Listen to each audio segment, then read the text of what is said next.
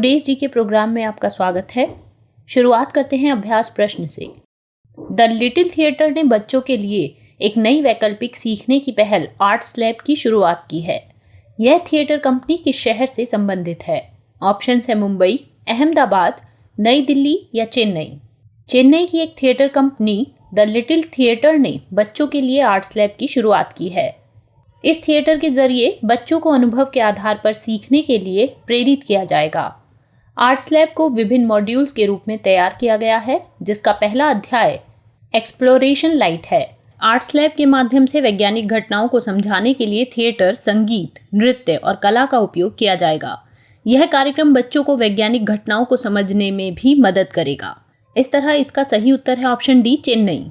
हमारे वीडियो अंग्रेजी में देखने के लिए फॉलो करें हमारा ही दूसरा यूट्यूब चैनल दृष्टि IAS English. Question number first, प्रधानमंत्री नरेंद्र मोदी ने हाल ही में आत्मनिर्भर भारत ऐप इनोवेशन चैलेंज की शुरुआत की है। इलेक्ट्रॉनिकी और सूचना प्रौद्योगिकी मंत्रालय निम्न में से किसके सहयोग से इसका आयोजन कर रहा है? ऑप्शंस हैं IIT दिल्ली, IIT मद्रास, इसरो या नीति आयोग। प्रधानमंत्री नरेंद्र मोदी ने भारतीय तकनीकी उद्यमियों और स्टार्टअप्स के लिए आत्मनिर्भर भारत ऐप इनोवेशन चैलेंज की शुरुआत की है। यह कार्यक्रम इलेक्ट्रॉनिकी और सूचना प्रौद्योगिकी मंत्रालय के अंतर्गत नीति आयोग के अटल इनोवेशन मिशन के सहयोग से चलाया जा रहा है। सरकार ने स्थानीय ऐप इकोसिस्टम का विकास करने और बैन किए गए चीनी ऐप्स का विकल्प देने के लिए यह कार्यक्रम शुरू किया है। यह चैलेंज 2 ट्रैक्स में होगा, जिसके तहत पहले ट्रैक में मौजूदा ऐप्स का प्रचार किया जाएगा और दूसरे ट्रैक में नए ऐप्स का विकास किया जाएगा। इसमें e-learning, work from home, gaming, business, entertainment जैसे ऐप और प्लेटफॉर्म शामिल हैं। इस तरह पहले सवाल का सही उत्तर है option D, NITI Aayog. Question number 2, सतत विकास रिपोर्ट 2020 में भारत किस पायदान पर है? ऑप्शंस हैं 31वें, 48वें, 100वें या 117वें। बीते दिनों सतत विकास रिपोर्ट 2020 जारी हुई है, जिसमें भारत 117वें स्थान पर है। इस रिपोर्ट में पहले पायदान पर स्वीडन, दूसरे पर डेनमार्क और तीसरे पर फिनलैंड काबिज है। इस सूची में संयुक्त राज्य अमेरिका 31वें जबकि चीन 48वें पायदान पर है। इस रिपोर्ट के अनुसार कोरोना वायरस कोविड-19 महामारी संयुक्त राष्ट्र के अधिकांश सतत विकास लक्ष्यों SDGs पर गंभीर नकारात्मक प्रभाव डालेगी। इन लक्ष्यों में SDG 1 no poverty, SDG 2 zero hunger, SDG 3 good health and wellbeing, SDG 8 decent work and economic growth और SDG 10 रिड्यूस्ड इनइक्वालिटीज शामिल हैं। इस तरह क्वेश्चन नंबर 2 का सही उत्तर है ऑप्शन डी, 117वां स्थान। क्वेश्चन नंबर 3, केंद्रीय माध्यमिक शिक्षा बोर्ड CBSE ने डिजिटल सुरक्षा और ऑगमेंटेड रियलिटी पर पाठ्यक्रम शुरू करने के लिए निम्नलिखित में से किसके साथ साझेदारी की है? ऑप्शंस हैं फेसबुक, माइक्रोसॉफ्ट, गूगल या इसरो। केंद्रीय माध्यमिक शिक्षा बोर्ड CBSE और फेसबुक ने छात्रों और शिक्षकों के लिए डिजिटल सुरक्षा और ऑगमेंटेड रियलिटी पर पाठ्यक्रम शुरू करने के लिए साझेदारी की है। CBSE के अनुसार इस व्यापक पाठ्यक्रम का उद्देश्य छात्रों की ऑनलाइन भलाई सुनिश्चित करना और उन्हें भविष्य के कामों के लिए तैयार करना है। यह पाठ्यक्रम सुरक्षा, गोपनीयता और मानसिक स्वास्थ्य जैसे अन्य कई पहलुओं को कवर करेगा। यह मॉड्यूल छात्रों को जिम्मेदार डिजिटल उपयोगकर्ता बनने, खतरों की पहचान करने और गलत सूचना की शिकायत दर्ज करने के लिए डिजाइन किया गया है। क्वेश्चन नंबर 3, इसका सही आंसर है option A, Facebook. Question number 4, किस राज्य सरकार ने मिशन वृक्षारोपण 2020 की शुरुआत की है? गुजरात, बिहार, उत्तर प्रदेश या हरियाणा। उत्तर प्रदेश के मुख्यमंत्री ने राजधानी लखनऊ के कुकरेल वन से मिशन वृक्षारोपण 2020 की शुरुआत की है। इस कार्यक्रम के तहत राज्य भर में 25 करोड़ से अधिक पौधे लगाए जाएंगे। इन पौधों में औषधीय, फलदार, पर्यावरण हितैषी, छायादार चारा और 201 से अधिक प्रजातियों के अन्य महत्वपूर्ण पौधे शामिल किए गए हैं। यह कार्यक्रम गंगा और इसकी सहायक नदियों के किनारे जैव विविधता संरक्षण और वृक्षारोपण पर भी ध्यान केंद्रित करता है। क्वेश्चन नंबर 4, इसका सही आंसर है ऑप्शन सी, Uttar Pradesh. Question number 5, DD news पर प्रसारित होने वाली एक समाचार पत्रिका वार्तावली ने हाल ही में अपने प्रसारण के 5 वर्ष पूरे किए हैं। यह किस भाषा की पत्रिका है? ऑप्शंस हैं अंग्रेजी, हिंदी, संस्कृत या उर्दू। वार्तावली संस्कृत भाषा की एक समाचार पत्रिका है जिसका प्रसारण डीडी न्यूज पर किया जाता है। प्रधानमंत्री नरेंद्र मोदी ने इसके प्रसारण के 5 वर्ष पूरे होने पर बधाई दी है। गौरतलब है कि संस्कृत भाषा और इसके ज्ञान को बढ़ावा देने के लिए ऑल इंडिया रेडियो ने भी संस्कृत भाषा में अपना पहला न्यूज मैगजीन कार्यक्रम प्रसारित करने की घोषणा की है। इस कार्यक्रम का नाम संस्कृत साप्ताहिकी होगा, जो हर शनिवार को प्रसारित किया जाएगा। इस साप्ताहिक कार्यक्रम में संस्कृत की दुनिया से समाचार, संस्कृत साहित्य में निहित मानवीय मूल्यों की व्याख्या, दर्शन, इतिहास, कला और संस्कृति और परंपरा को शामिल किया जाएगा। इस तरह क्वेश्चन नंबर 5 का सही उत्तर है ऑप्शन सी, संस्कृत।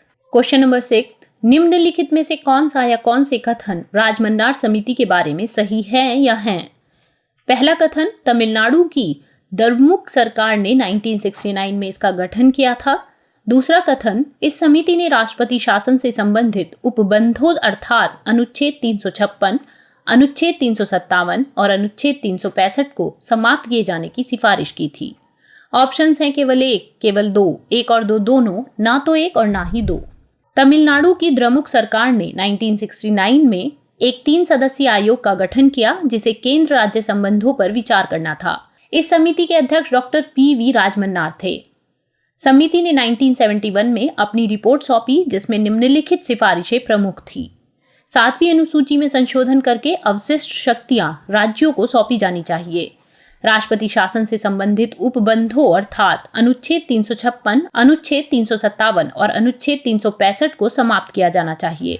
अनुच्छेद 249 को निरसित किया जाना चाहिए। अखिल भारतीय सेवाओं को समाप्त किया जाना चाहिए। वित्त आयोग को स्थायी बनाना चाहिए। इस तरह क्वेश्चन नंबर 6 का सही आंसर है option C. Question number 7, Sarkaria आयोग के संबंध में निम्नलिखित कथनों पर विचार कीजिए। पहला कथन, इसका गठन केंद्र राज्य संबंधों को सुधारने तथा राज्यों की स्वायत्तता संबंधी मांगों पर सिफारिशें देने के लिए किया गया था। दूसरा, इस आयोग की रिपोर्ट वर्ष 1990 में आधिकारिक तौर पर प्रस्तुत की गई। उपरोक्त में से कौन सा या कौन से कथन सही हैं या हैं? ऑप्शंस हैं केवल एक, केवल दो, एक और दो दोनों, ना तो एक और ना ही दो। तत्कालीन प्रधानमंत्री इंदिरा गांधी की सरकार में जून 1983 में सर्वोच्च न्यायालय के सेवानिवृत्त न्यायाधीश श्री रणजीत सिंह सरकारिया की अध्यक्षता में एक 3 सदस्य आयोग की नियुक्ति की गई। इसे केंद्र राज्य संबंधों को सुधारने तथा राज्यों की स्वायत्तता संबंधी मांगों पर सिफारिशें देने के लिए गठित किया गया था। जनवरी 1988 में आयोग की रिपोर्ट प्रस्तुत की गई। इसमें 19 अध्यायों के अंतर्गत कुल 247 सिफारिशें दी गई थी। इस तरह क्वेश्चन नंबर 7 का सही आंसर है ऑप्शन ए, केवल एक। क्वेश्चन नंबर 8, राज्यपाल की नियुक्ति से जुड़े मामलों पर सरकारिया आयोग ने सिफारिश या सिफारिशें दी थी। पहला, राज्यपाल को राज्य से बाहर का व्यक्ति होना चाहिए। दूसरा, राज्यपाल सार्वजनिक जीवन के किसी क्षेत्र में विशिष्ट ख्याति वाला व्यक्ति होना चाहिए। ऑप्शंस है केवल एक, केवल दो, एक और दो दोनों, ना तो एक और ना ही दो।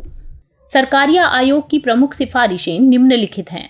राज्यपाल को राज्य से बाहर का व्यक्ति होना चाहिए। राज्यपाल सार्वजनिक जीवन के किसी क्षेत्र में विशिष्ट ख्याति वाला व्यक्ति होना चाहिए। ऐसी व्यवस्था की जानी चाहिए कि राज्यपाल को उसकी 5 वर्ष की अवधि पूरी होने से पहले असाधारण परिस्थितियों में ही हटाया जा सके। राज्यपाल के लिए ऐसे मुख्यमंत्री की सलाह मानना अनिवार्य बनाया जाना चाहिए जिसके पास विधानसभा में बहुमत है। क्वेश्चन नंबर 8, इसका सही आंसर है ऑप्शन सी, एक और दो दोनों। क्वेश्चन नंबर 9, निम्नलिखित में से कौन सा या कौन से कथन संविधान समीक्षा आयोग के संबंध में सही है या हैं? पहला कथन, इसका अध्यक्ष भारत के भूतपूर्व मुख्य न्यायाधीश श्री M.N. वेंकटचलैया को बनाया गया। दूसरा, इस आयोग की सिफारिश थी कि राज्यपाल की नियुक्ति मुख्यमंत्री के परामर्श के बाद ही की जानी चाहिए। ऑप्शंस हैं केवल एक, केवल दो, एक और दो दोनों, ना तो एक और ना ही दो। वर्ष 2000 में राष्ट्रीय जनतांत्रिक गठबंधन की सरकार ने संविधान समीक्षा आयोग का गठन किया। इस आयोग का अध्यक्ष भारत के भूतपूर्व मुख्य न्यायाधीश श्री M.N. वेंकटचलैया को बनाया गया। यह आयोग इस प्रश्न पर विचार करने के लिए बनाया गया कि भारत का संविधान अपनी अपेक्षाओं पर किस हद तक खरा उतरता है और राज्य व्यवस्था को बेहतर बनाने के लिए उसमें किन बिंदुओं पर संशोधन अपेक्षित है। इस आयोग का नाम संविधान के कार्यकरण की समीक्षा हेतु राष्ट्रीय आयोग था। इस आयोग की सिफारिश थी कि राज्यपाल की नियुक्ति मुख्यमंत्री के परामर्श के बाद ही की जानी चाहिए। इस तरह क्वेश्चन नंबर 9 इसका सही आंसर है ऑप्शन सी 1 और 2 दोनों। क्वेश्चन नंबर 10 निम्नलिखित में से क्या संविधान समीक्षा आयोग की सिफारिशों में शामिल है या है। पहला कथन, आपदा प्रबंधन प्राकृतिक और मानव निर्मित को समवर्ती सूची में शामिल किया जाना। दूसरा, संसद को सभी राज्यों से विचार विमर्श करके 1956 के नदी बोर्ड अधिनियम के स्थान पर कोई नया तथा प्रासंगिक अधिनियम बनाना। ऑप्शंस हैं केवल 1, केवल 2, 1 और 2 दोनों, ना तो 1 और ना ही 2। संविधान समीक्षा आयोग ने केंद्र राज्य संबंध के बारे में निम्नलिखित सिफारिशें दी थी। यदि राज्य का कोई विधेयक राष्ट्रपति के विचारार्थ आरक्षित किया जाता है तो इस पर निर्णय के लिए निश्चित अवधि निर्धारित की जानी चाहिए। आपदा तथा आपदा प्रबंधन प्राकृतिक और मानव निर्मित को समवर्ती सूची में शामिल किया जाना चाहिए। अंतरराज्य व्यापार एवं वाणिज्य आयोग नाम से एक वैधानिक आयोग का गठन किया जाना चाहिए जिसकी शक्ति अनुच्छेद 307 में दी गई है। संसद को सभी राज्यों से विचार विमर्श करके नदी बोर्ड अधिनियम के स्थान पर कोई नया प्रासंगिक अधिनियम बनाना चाहिए। इस तरह क्वेश्चन नंबर 10 का सही आंसर है ऑप्शन सी 1 और 2 दोनों। बात करते हैं अभ्यास प्रश्न की। प्रधानमंत्री नरेंद्र मोदी जल्द ही एशिया के सबसे बड़े सोलर प्लांट का उद्घाटन करेंगे। इसका निर्माण किस राज्य में किया गया है। ऑप्शंस हैं केरल, तमिलनाडु, मध्य प्रदेश या पश्चिम बंगाल। आप अपना आंसर कमेंट बॉक्स में करना ना भूलें। अगले सेशन में कुछ नए सवाल और इस सवाल के जवाब के साथ हम फिर से हाजिर होंगे। तब तक के लिए नमस्कार।